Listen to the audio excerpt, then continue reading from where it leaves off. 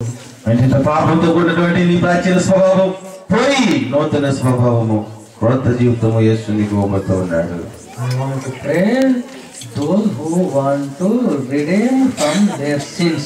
అంటే మీ యొక్క పాపాల నుంచి విడిపించబడాలి అని ఆశపడ్డ వారి కొరకు నేను ప్రార్థన చేస్తున్నాను. వాళ్ళే రండి ముందుకి. Only for not for healing. ఏమండి స్వస్థత కొరకు కాదు, కేవలం నేను ఇక్కడ పిలిచింది ఎందుకంటే మేము పాపాలు ఒప్పుకుంటున్నాము, మా పాపాలు కడగబడాలన్న వారే ముందుకు రండి.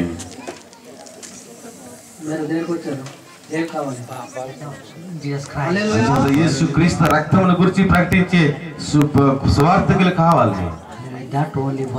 అదే పని చేస్తుంది, అది ఆ రక్తమే. And that blood will deliver people from their sins. అంటే ఆ రక్తం మనుషుల యొక్క పాపాల నుంచి విడుదల కలుగజేస్తుంది. There is no alternative thing in this world except the blood of Jesus Christ. యేసు క్రీస్తు రక్తానికి కంటే మరి ఏ విధమైనటువంటిది లేదు మనుషులు విడిపించడానికి, especially sin.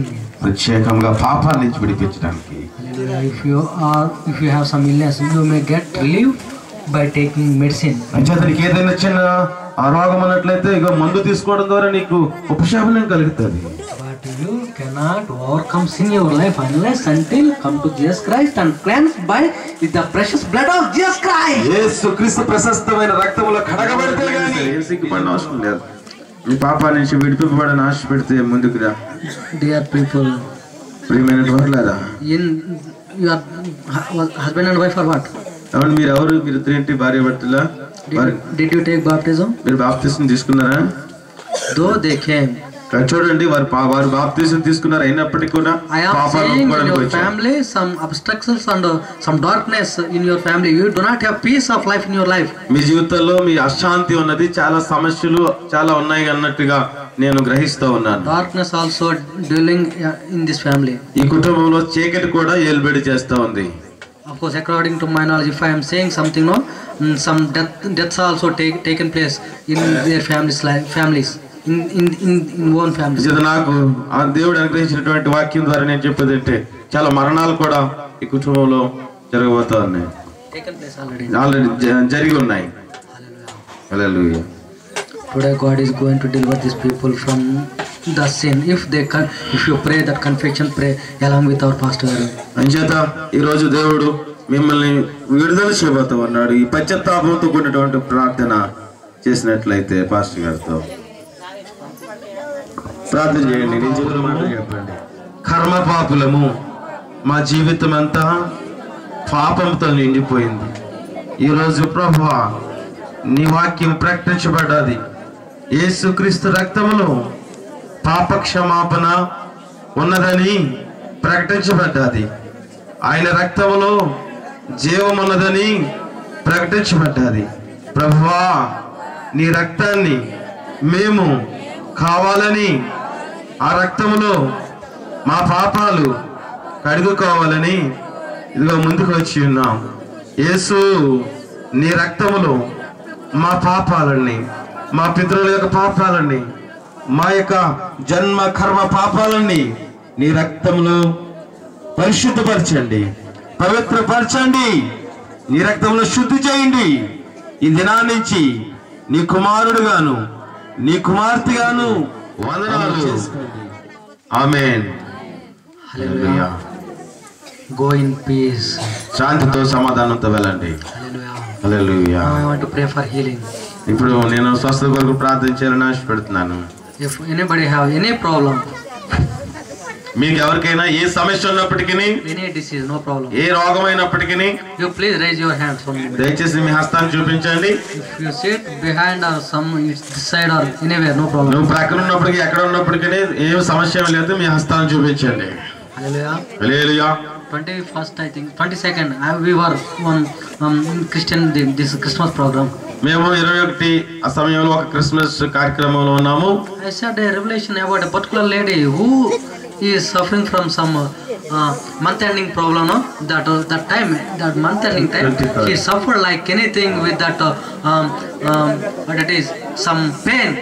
చేత నేను 22వ తారీఖున రాజమండ్రి ప్రాంతంలో మేమిద్దరం కూడా సువార్త ప్రకటిస్తున్న ఆ సమయంలో ఒక స్త్రీ గురించి చెప్పాను. ఏమనంటే, నీకు నెలసరి సమయంలో భయంకరమైనటువంటి విపరీతమైన నొప్పి వస్తుంది అని నేను చెప్పాను.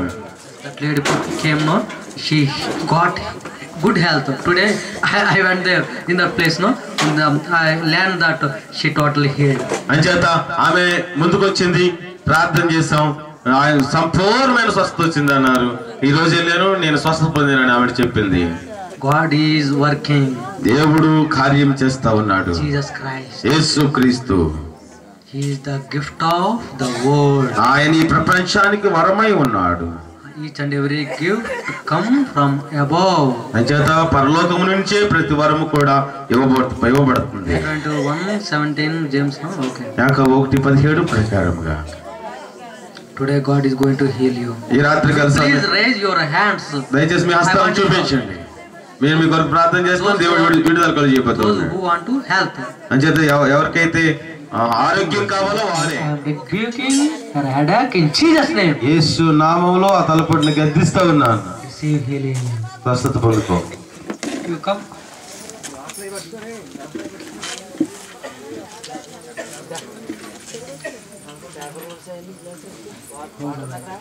కళ్ళు మూసుకో.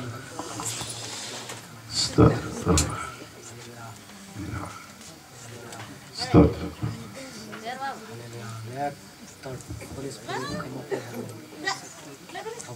The power of the Holy Spirit come upon her, Lord. పరిశుద్ధాత్మ శక్తి ఈమె మీదకి వచ్చింది.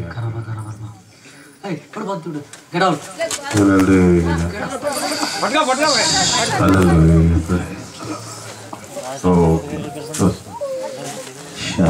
ఆడోళ్ళు ఎవరు రావట్లేదు.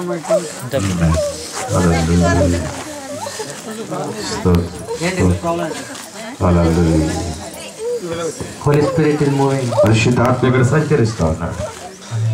గ్లోరీ. హల్లెలూయా. అలా ఉంచండి. Nothing will happen. ఏమవుతుంది? అలా ఉండండి. God is delivering that tangle. దేవుడు ఆ యవనస్త్రాలను విడుదల కలిగిపోతా ఉన్నాడు.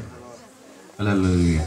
I am often delivering that inspirations in so many meetings. నేను అలాగే చాలా సమయాల్లో చాలా సభల్లో నేను అలాగా Inspiration. నాకు ప్రత్యక్షత నేను చెప్తూ ఉంటాను. None of that inspiration are failed. నాకు ఉన్నటువంటి ప్రత్యక్ష ప్రేరణ ఏది కూడా అది ఫెయిల్ అయిపోలేదు. ముట్టండి. ముట్టును యేసు నామములో. హల్లెలూయా. స్తోత్రం. హల్లెలూయా. స్వస్థత పొందుకో యేసు నామములో. ఈమె కుటుంబంలో ఏదో చీకటి ఉన్నది. అంటే ఈమె ప్రతిరోజు కూడా సమస్యతో ఉంటా ఉన్నది. ఆమె జీవితంలో హృదయంలో చాలా బాధతో ఉంటుంది ప్రతిరోజు కూడా. ఇంకా పరిశుద్ధాత్మ దేవుడు ముడుతున్నాడు. ఇప్పుడే సమాధాన పరిశు ఆత్మ మీదకు వచ్చింది కాక.